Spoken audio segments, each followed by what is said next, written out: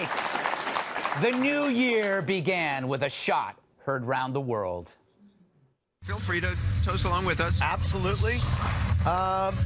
You know what? Everybody here seems to be having a great time. He's not a big drinker.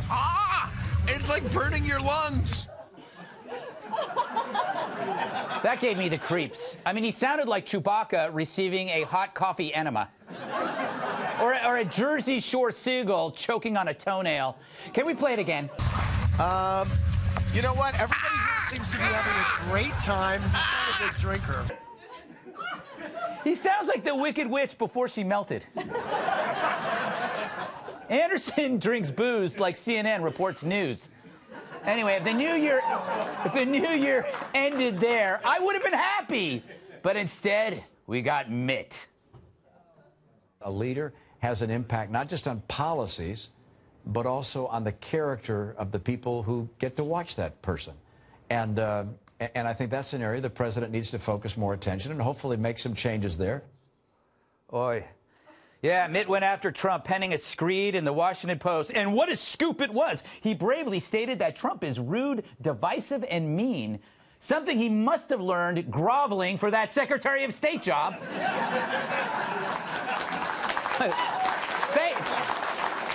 Thanks, Mitt. Thanks, Mitt, for supplying the same fertilizer we already knew when we elected the guy. I can't wait for the news you break in your next column on the exciting new beverage called milk. But that's our Mitt, the opposite of Trump. Flat, boring, and kind of clueless. Here are 3 things I found that were blander than Mitt Romney. Number 1, Melba toast. Number 2, drywall. Number 3, crap, I couldn't find a third thing. All right, let's do a third thing. Here are 3 things I found that were blander than Mitt Romney. 1, Melba toast. 2, drywall. 3, 2 Mitt Romneys. Now, it's like a jackpot. Anyway, I like Mitt the same way I like clean socks. They're nice to have, but instantly forgotten. But let's be honest, Mitt got taken, like so many conservative anti-Trumpers who crave the strange new respect they might get from the media when they bash the president. Now, just a few years ago, Mitt was deemed by the media as a dog-hating, woman-in-binders misogynist. Now, that same media who made him out to be a Mormon Hitler thinks he's brave. And that's gotta feel good, Mitt thinks. People like him, finally. No, they still think you're a fool, but now you're a useful one. Poor Mitt is handsome as ever, but slower than molasses on crutches. Doesn't he realize that once he stops bashing Trump, it's back to bashing Mitt? But it's not like Trump cares. He seems like he's in a good mood. I bet it's because he got a great letter from Kim Jong-un. I just got a great letter from Kim Jong-un, and those few people that I've shown this letter to, they've never written letters like that. This letter is a great letter. It's a great letter. It's a great letter. You know, we'd all be happy for a great letter. Or maybe it's something else. You know, he does get along very well with India and Prime Minister Modi. Or Modi. I get along very well with India and Prime Minister Modi. But he's constantly telling me he built a library in Afghanistan. Okay, a library. That's like, you know what that is? That's like 5 hours of what we spend. And he tells it, and he's very smart. And we're supposed to say, oh, thank you for the library. I don't know who's using it in Afghanistan. I don't know who's using it. Fair point. I mean, libraries here in New York, they're now just places for sleeping and porn. That's my experience anyway. But he could have had a lot easier presidency by doing nothing. I could have had a lot easier presidency by doing nothing. But I'm here. I want to do it right. Yes. So despite the noise, he seems fine. Like he's gotten used to this sort of thing. Probably because he's used to this sort of thing. You've heard of sea legs. That's a person's ability to keep their balance on a moving ship.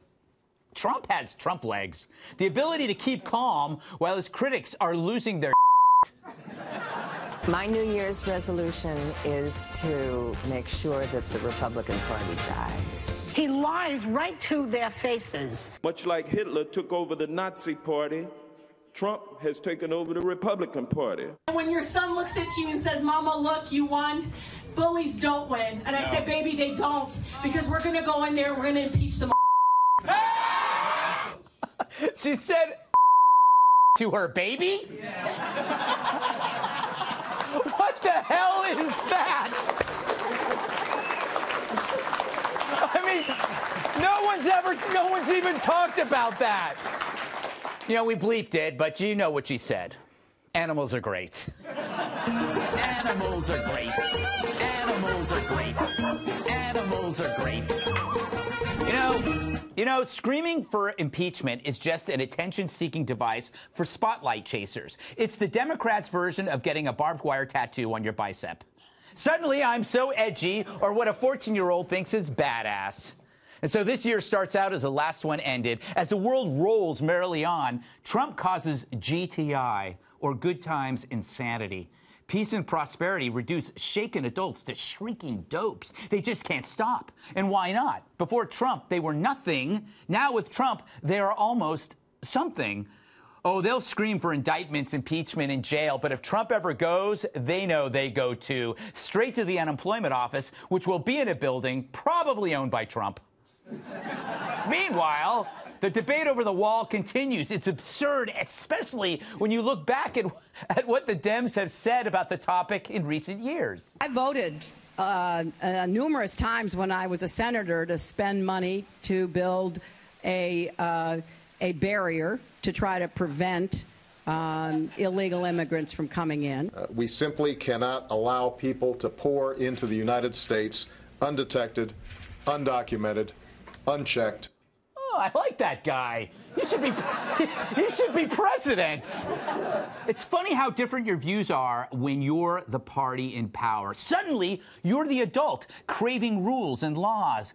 But then, when you're out of power, you become the child. You throw tantrums, and you deem borders as racist. Right, Donnie Deutsch? You have 4 white men. You have 4 stoic, strong white men of a certain age, not smiling, by the way. And, you know, look, this is all Donald has left. He has one thing. This wall is not a wall. It is a let's keep America white again. Now there's a wall. Donnie Deutsch, he's as dumb as one. Look at that head. He puts the block in blockhead. Line him up. He'd make a perfect wall. Resistance. So why this resistance to something they embraced before? Apparently, it's personal to the Dems. Trump isn't just pushing for the wall. He's suddenly become the wall, and they can't see over it. Maybe Trump needs to appeal to their feelings, not their brains, like this. Are you ready for the most effective and most progressive infrastructure project this side of the Rio Grande? Then get ready for the all-new, least oppressive, racist-free, sexist-free Wall of Peace. This isn't your normal right-wing granddad's wall. It's the border wall you've always wanted, but without the systemic and pervasive inequality woven throughout social institutions. How's it work? First, it never speaks, so it's guaranteed to never misgender you or tell you shouldn't have majored in women's studies like your jerk of a dad does. And it's not ageist, sexist, or racist, because it keeps out everyone. Plus, it won't be white or male, so there's no white male privilege. Hate guns? Then you'll love the wall, because guns can't get past the wall. It has no sexual orientation, but is open to all types of behavior. Isn't that right, Gus? Yeah! The all-new rebranded Wall of America features a built-in Rosie O'Donnell to scare even the toughest cartel smugglers away. Niet, sir! Niet! This wall is so PC, it'll have Nancy Pelosi and Chuck Schumer chanting, "Build that wall! Build that wall!"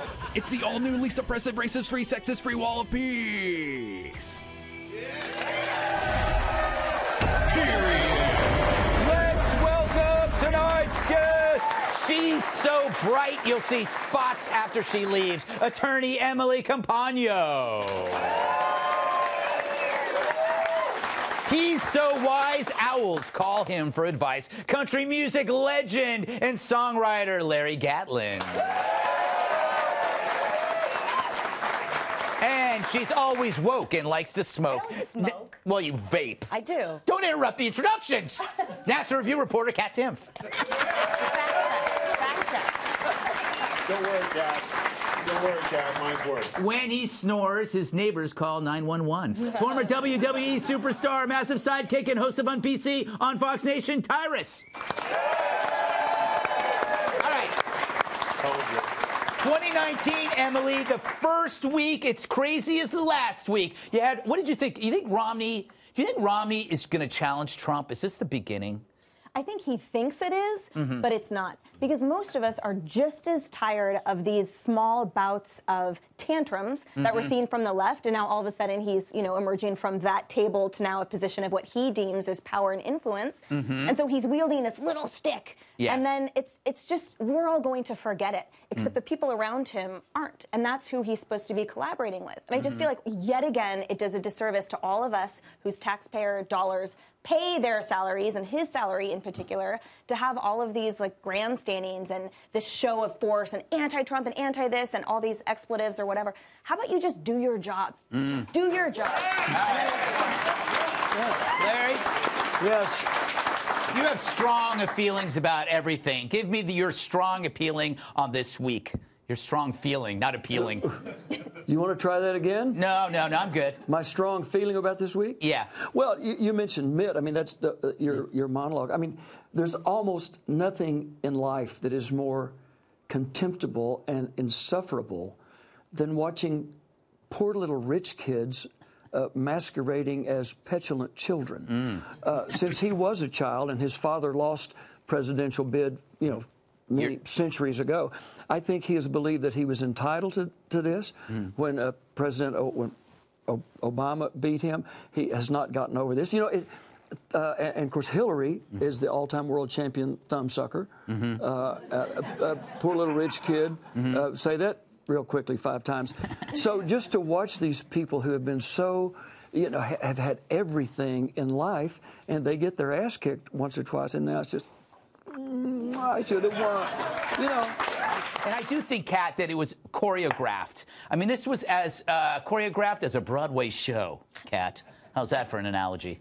Pretty good analogy, Greg. Thank you. Thanks. Yeah, I think that it absolutely was, and I don't think that Mitt Romney is alone in this. We see it a lot in other Republican congressmen, and especially on the Democratic side, where it's become more about fighting than it is about finding any real solutions. That's why I think that this has been going on so long, all this fighting, because nobody really wants it to end. They just want to keep fighting because they're enjoying it. Yeah. Which I can understand because I've been in entire relationships like that. I saw this. But no taxpayers were paying me money for me to be in this relationship. So that's what makes it different. I agree with Emily. They need to stop it and stop focusing on becoming stars and oh, I can get on TV or I'll be trending on Twitter for this, and focus on actually solving these problems. All right. Cyrus? Listen, President Trump, has made more millionaires in 2018. More people have gotten TV. More people have become famous by talking trash about the president. He makes more stars than anybody else. I'm mad I never thought of that. This whole support thing. But Mitt is cashing in because we wouldn't be talking about him. And there's this little word. It's not a noun. It's not a verb. It's just Trump. If you say it in a sentence, people pay attention. So instead of being just another senator, he's now... His arch nemesis is now... So that's at least 2-3 weeks in the news. Yeah. Probably a book. So then another 5 or 6... Oh, bet there's going to be Mitt dealing with the Trump monster tell-all. But that, it fails in comparison. The one thing that President Trump has done, he's inspired so many people, and he finally did something for me. My favorite word is now okay. I love that word. Like, it's a noun, it's a verb, I use it all the time. If I don't know your name, I'll be like, what's that name? Now I can say it. No, they brought it. Hey, she said it, so we can say it. Yeah, it's okay now. Yeah, sorry, Tom, get the beeps going. On. Like, I'm so happy. That's 3 now. Yeah, I'm just saying, you should have a little clicker. I think that's 4. Try it when you get home. Well, thank you, President Trump. Thank you, sir. It's true. He's turned everybody... He makes dreams come true. He's turned everybody into like a little restaurant that serves nothing but Trump. because that's when they get paid. So they're all out there and they're with their hot dog stand and they're selling Trump burgers, right? And then and people are buying. He truly is the product, and they're selling it, and he knows it. That's why it drives him crazy.